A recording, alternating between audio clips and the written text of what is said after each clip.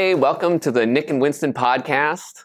This is where we get to digest the sermon from the previous Sunday and kind of talk about some of the themes and questions that came up. Yeah, and welcome. It's really good to be back. And Nick, I'm really looking forward to our time of engaging and going deeper together. Yeah. We always want to start with the most deep question possible. The sermon was on the text about the fig tree withering. Now, I've had a lot of experience withering plants over my lifetime, and I was wondering, are you a green thumb? No, I am not. I do not have green fingers. Both Sharon and I don't, and we've got a bit of a reputation as well of plants, particularly house plants, dying on us. So I feel a little bit for the fig tree. Yeah. In this particular example, and I think, you wouldn't want to be with us if you were a plant. No. We all expect plants to thrive, and sometimes they don't. Yeah. Like Israel before it, the church is also expected to be a place that bears fruit. What kind of fruit are we supposed to be producing? What does Jesus expect of us? You know, that's a good question, and with questions like that, it's always a challenge not to sort of narrow it down to one thing, you know? And I think sometimes the church has been guilty of doing that and just saying there's just this one thing that we have to do. I think the Lord expects us to bear fruit in so many different ways. Yeah. He's given us a whole vast array of gifts and of talents and abilities, and He's placed different things in different people's hearts. So He expects that. But I think in this passage, for me, what struck me was He entered into the temple and He was expecting to see something there. Something very, very definite, and He calls them out on what He doesn't see, you know. And what He was expecting to see is, in their case, probably more worshippers, and we now use the word disciples in terms of followers of Christ. But He was expecting to see worshippers from every nation, from a vast array of people standing there worshiping God, and He didn't see it, and He was really upset about it. Yeah. So I think for me, that's a clear one. And it's interesting that his parting command to the very nascent group of disciples who become the church was, go and make disciples of all nations. So that's something that He certainly was expecting. For them, that meant a broad spectrum of people not like themselves.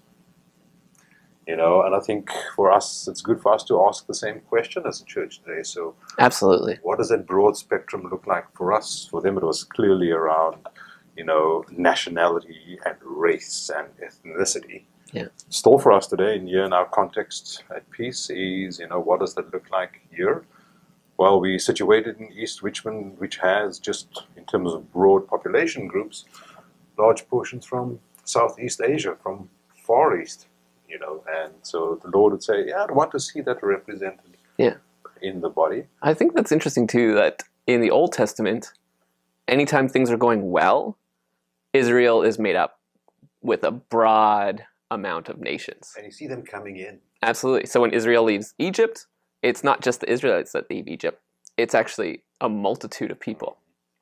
When David is high and in charge, he incorporates so many different people groups into his bodyguard, into his army, and into his nation.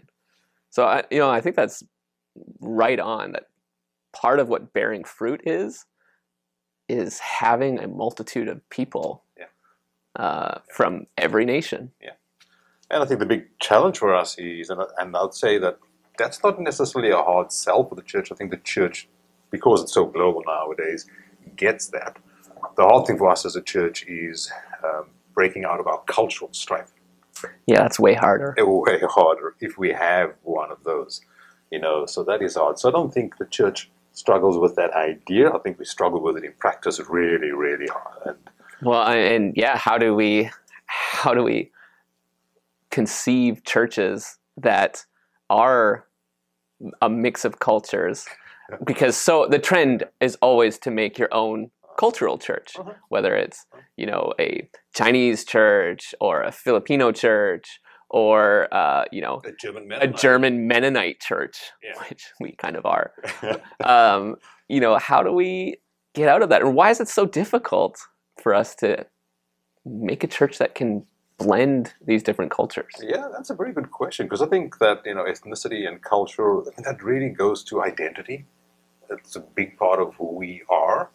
Yeah. But I think in Canada, if you were to ask me, one of my assessments would be that here in Canada, a lot of it has to do with patterns of immigration.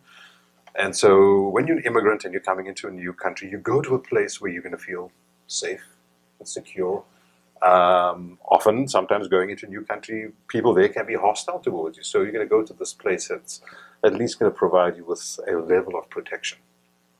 And so that includes just in terms of people like you, and a place where at least you speak the language, the cultural practices are common, which includes obviously faith. And so if church is born within that context, and church becomes this place where people experience hope and experience joy and find the strength that they need, from God to be able to live and thrive in this new culture, that's great. But over time, that place of security ends up becoming a little bit of a box. And it gets hard to then break out of that, and lose that cultural stripe, because like with everything, if you're going to break out of that, there's always that risk that if we allow others in, we've got to change, and there's a fear that goes with that change, not just to cultural practices, but maybe even to some of the ways in which we practice our faith and some of the views that we have. Yeah. So there's always that tension, and it's easier then, I believe, to just say, let's just keep to ourselves. It's safer that way. Yeah, I think to add to that as well, because what language we speak is so tied to who we are, that when you're asking somebody to engage in a second language, they don't feel like they can express themselves properly, but they can't show who they are. And so for Mennonites, the switch from German to English, a real big battleground in our church back in the 1950s and 60s, was very much about, if we change to English, I will not be able to express myself, and I will be a stranger in my own community. And I think that's a real big challenge, especially when we're talking about multi-generational churches. And not just a stranger in your own community, but maybe even feeling like a stranger in your own faith, because you're just not able to worship maybe in the ways that you could before. Yeah. And so that makes I think it makes the pastoral challenge very, very hard as to how you lead a church through that. And one of the things I'm very conscious of, even as you read the Gospels and you listen to a lot of Jesus's instructions and his commands, the Lord was not naive about how hard this was going to be. A lot of his teaching about the kingdom really is just giving people these insights that it's going to grow slowly, it's going to be hard, it's going to have lots of challenges, it's going to challenge you. So the Lord was not naive around what that would look like, but just because it's hard, I don't think that gives us permission to say we're not going to do it. Right. And you could ask ourselves now, if we look back 30, 40 years, are we glad that as Mennonites that we made that move? I think we are. It's helped us to continue to thrive within the Canadian culture that we are part of, and to be, really to be sort of invested and to play our part in that. So again, a tough move, but a necessary one, and looking back, probably one will say it was absolutely the right move. Well, and churches have done this over and over again. Even in the New Testament, Jesus talking most likely in Aramaic, but all of our Bibles are in Greek. They're in Greek, yeah. Because the language was changing culturally because of, what happened with the Roman Empire and all that. I think that churches can do it, and that we as people can do it. And I think that you're right that the pastoral response is how we address the particular in these situations, because not everybody is going to be happy with that change. And we do still have churches in the Lower Mainland that speak Low German or German. Yeah. So, it's a tough subject. And I think, too, when we're looking at in our own neighborhood and asking how can we team up with churches that come from a different cultural background than us, this really hits home, because for us, if we want to reflect what our neighborhood looks like, then we have to connect with people from other cultures. And it's also looking at it and saying, what are the values that we prize? And again, if you're looking at what Jesus is saying, and if you look at that final picture in Revelation, I really like the way it's expressed, sort of every nation and tribe, every people and tongue. So there's within that a valuing of diversity. Yeah. So it isn't as though unity means that we all become one and the same. I mean, we just know that that is impossible. But neither is that what the Lord is after. So unity includes this great value of diversity, and diversity bringing in the richness to that. Yeah. And I think diversity nowadays is a value that's becoming more and more prized. Yeah. Even in business. I was just watching something on the BBC, a documentary of young entrepreneurial businesses, and there's this woman who's speaking about the business that she started that's doing very, very well. She herself, I think, came from a Eastern European background, and I think she's in the UK. Yep. But she's saying that she's come to realize that the minute she's got people from different cultural, ethnic, racial backgrounds and all that, it adds to their team. Yeah. There's a great value there. So there's still a unity of purpose and all of that, but there's this valuing of diversity. And I think for us as a church, it'll be good for us to start prizing that and finding ways to value the diversity that other people bring who are different to us. It doesn't just have to be culture, but other people who are different to us. Now, you kind of hinted at this. Sometimes with cultural differences comes moral differences. Mm-hmm. And that can be far more difficult to navigate. I think my question is how do we hold on to these ideas about morality that we think are right without looking down on others or being arrogant, or you can list your adjectives here that nobody wants to be. Nobody wants right. to. Yeah. That is a tough one. Especially when, those differences, as you mentioned, are tied to morality, our view of truth, and the way in which we interpret the Bible. The things that are, again, foundational to our spiritual identity, but also our spiritual identity is a core part of who we are. And I would say, resist the temptation to judge and divide or separate. And that's hard. I know you've probably heard me say it many, many times as I look back, particularly upon the sort of the broad scope of the Protestant movement. That's, I think, one of the things that we are guilty of. Whenever there's a tension, even if it's over something around truth or whatever, we have this tendency to separate, to divide, and to go our own way. And with that is the view that, well, we are entirely right and they are all wrong. And so I think we've got to prize unity very, very highly. And I know people always say, well, is it unity versus truth? And I think we've just got to learn to be able to hold a whole lot of things together, but at the same time prize one. And I was thinking about this recently and just sort of reflecting on the Lord's high priestly prayer, and what's the thing he mentions over and over and over in that prayer is that they will be one. And now he's praying for the disciples there, but he's also praying for the future church, knowing that they're going to be this diverse body, that they will be one. And he seems to end off that prayer with a view that unity, despite all the other challenges, will actually in of itself be a very powerful witness to the rest of the world that there's something there, So I think in all of that, hold to your convictions, but at the same time, I think really work hard to not divide the body of Christ and work it out, figure it out. And I think we have the advantage of 2,000 years of church history where the church has had big issues around morality and truth and theology and all those kind of things, and has forced itself to work its way through, and eventually some kind of consensus does seem to emerge, and they're able to move beyond that to whatever the next challenge is. So just, I believe, trusting that the Lord will guide us through all of those difficult challenges. But my thing would be if we could really prize unity, and together with that unity, just that love and respect for the fact that these are brothers and sisters in Christ. And I know it's a sensitive issue nowadays, but I think it would be good for us to speak more and more about it. And I just saw something the other day where church itself was instructing its own members how to deal with the whole issue around LGBTQ.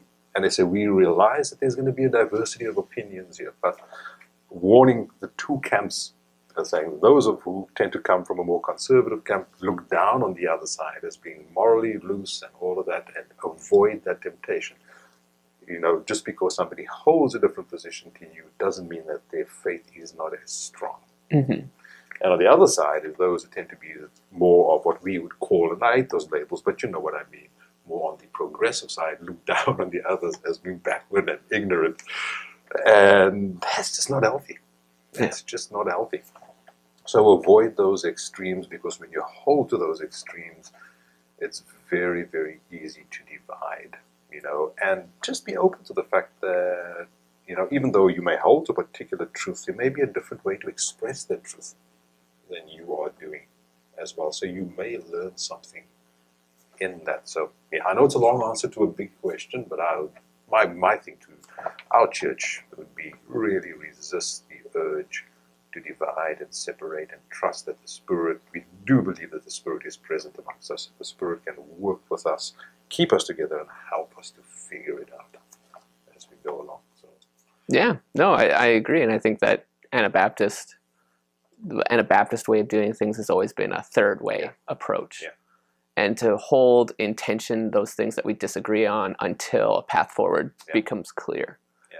And that's not easy. And I do think that sometimes it is appropriate for churches to split.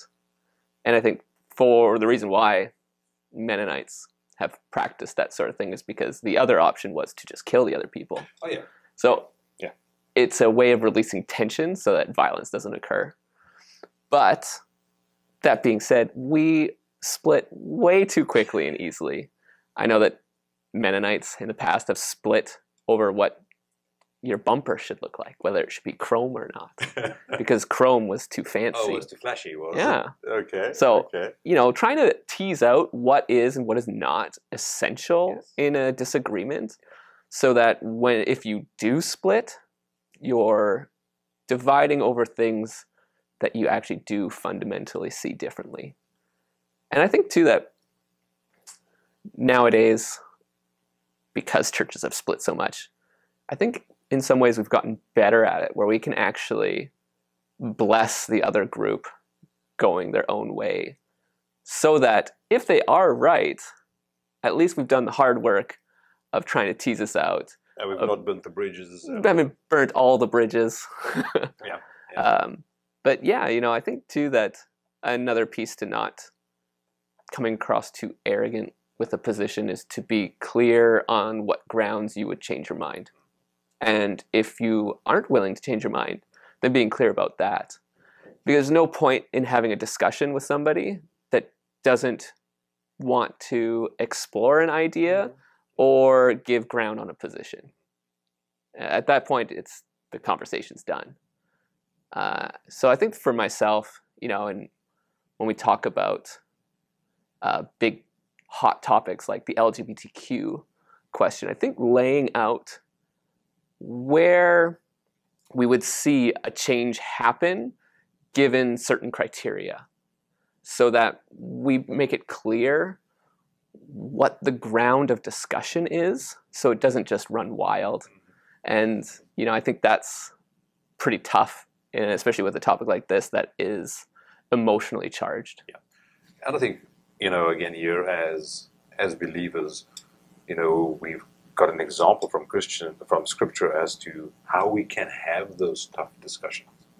You know, we have them in unity, we have them in love, we have them always undergirded with respect. You know, always remembering that other person, you know, if they are part of the faith, is a fellow believer who sees something very, very differently to you, but he's still a fellow believer. And if it's one of those where you feel really strongly you may have to separate, that's fine. But always, I think again there, the governing ethic for me is that great ethic of just love. Yeah. You know, and love doesn't necessarily mean that we can't have disagreement. Yeah. You know, and maybe we may, in extreme examples, maybe choose to go a different path. But I still do believe that there's great value in trying to figure things out together, and holding a posture that is, I can have a particular conviction, but even around that conviction, you know, I think we struggle when we believe that, okay, just because I have the conviction, I now understand everything around it.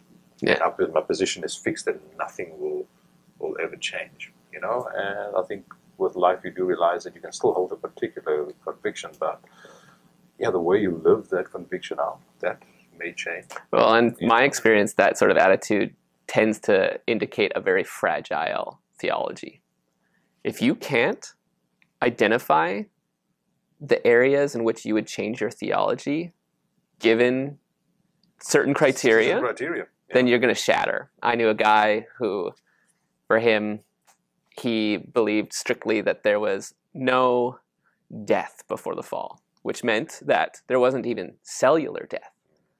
And so you tease that logic out. Well, what does it mean if a cell never dies?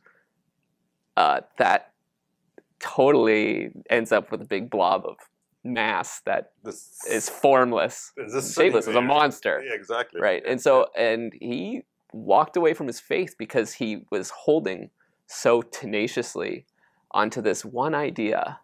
And once you break that idea, your faith is shattered. Mm-hmm.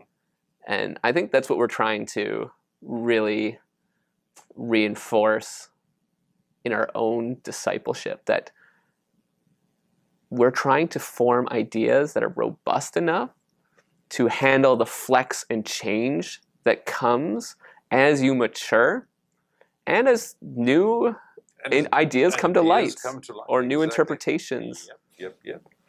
I agree with you totally, and it's tough for people when, you know, we tend to associate our experience of the faith and our commitment to that faith with the very, very strict theology and views that we have, you know.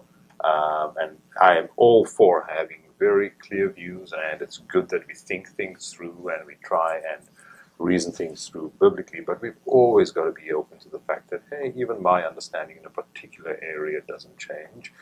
And then what is my faith based on? Is my faith based on a particular system of thought around that, or is my faith actually truly based on the person in whom I believe? You know, and if it's grounded in that, it gives us that flexibility to be able to change our minds in a good way. Yeah. You know, having reflected, having thought about something, and arriving at a different understanding, you know, even from a biblical position, on something that may be sensitive and challenging. And I think that is okay, because I mean, we know one of the big things in life is the constancy of change. You know, so change is always going to be happening. New information is always going to be coming to light. So again, going back to the Reformation, one of the big things there was reformed and constantly reforming. You know. And I think sometimes we feel that we've answered that question. It's locked in. It can't be, you know, nothing can change around that. And despite the fact that all of this other information is now coming up, but we just hold on to that super doggedly. And to your point, that if we end up tying the very substance of our faith to that particular interpretation, we do end up having a very fragile faith. And I believe we don't have a fragile faith. We've got a very live, dynamic, and robust faith in Christ. He knows the future. He knows the direction in which he's taking his church. We may experience that as a bumpy ride, but we're learning through that particular process. Yeah. And I think, too, that we're supposed to be a blessing to this world. And I think sometimes we end up not being that. And I would suspect that the reason is often because we tend to leave Jesus out of this conversation, we're thinking about rules and policy and trying to shape and control things. And you look at Jesus in the Gospels, and he definitely takes people to town. He has a very strong conviction and understanding, and but his ability to show and demonstrate love is just amazing. Amazing. Yeah. I can share an example with you, which is happened to me just recently. I was at one of my favorite coffee shops, and I've got this little nook in the coffee shop that I sit there, and on the days off when I get the chance to take them, I love to go sit there and read. And I'm sitting there in this nook, and there's this one little armchair, and then there's a few other chairs just on the other side of it. So two groups can sit there. So I'm sitting in my armchair and I'm reading, and this other group is there, and they're having a conversation. It's three people, and I pick up very quickly that's actually more of an interview than a conversation. And there's this lady, she's leading it, and she's having a conversation with this other gentleman, and clearly she's interviewing him to come onto the board of an organization that she's part of. Yeah. So I pick that up, and I'm listening sort of very intently, and I figure out that she's actually a doctor, and the organization that she's asking him to come onto is an organization that is promoting medically assisted dying. Hot topic. And they're going to and fro and listening to her. Certainly, I must say, can see she was very well read, understood all the dynamics of it. So certainly somebody who, I would say was an expert in this area. And a couple of times during the conversation, they were talking about what the challenges were, and she spoke about, and I really struggle with the church and with faith-based groups. I really struggle with the church and faith-based groups. She mentioned that a few times. And so, okay, I just sat there and listened. And then there was a natural break. I think he went to the bathroom and then came back, and then there was an opportunity. And I sort of apologized and said, hey, guys, I've been sitting here. I've been hearing your conversation, so sorry for sort of partly listening in. But I turned to her and I said, you know what? I am one of those faith-based leaders that I can see you very angry at. Tell me, why are you so angry? And I think her answer was great. Her answer to me was, I understand the views of people around the truth and all that kind of thing, but the one thing I struggle with is how people of faith can't see that these are people who are suffering. And I am a doctor, and they can hold on to the truth, but they don't care about the person who's suffering. I struggle with that. I struggle with how you reconcile your truth with the fact that this is actually somebody who is dying, who is in pain, who is in anguish, and you can't feel that. You can detach yourself from that. Now, you can argue about whether she's interpreting it right or wrong, but I thought that was actually a good insight, a good insight. And I think it's one of those where Jesus is pressing us, even as believers, to say, I want you to be able to do both. I want you to be able to do both, and to be able to do both well. Is it going to be easy? No, it's not going to be easy. And we so easily can fall into one of those two camps. But he seemed to be able to do that with people, to reach them where they're at in such a way that they felt totally comfortable coming to him, even with all of their histories that would have naturally excluded them, and you just find a sense of hope and meaning and purpose in life that changed them. Yeah. Well, that's why we're a church that tries to put Jesus first and foremost and follow his example. Yeah. Thanks for joining us. Thank you. And we hope you enjoyed our conversation. If you have thoughts or comments you want to do, you can send them into the chat. And let us know what you thought of this week's reflections on the sermon. Yeah. All right. See you later. See you next time. Bye-bye.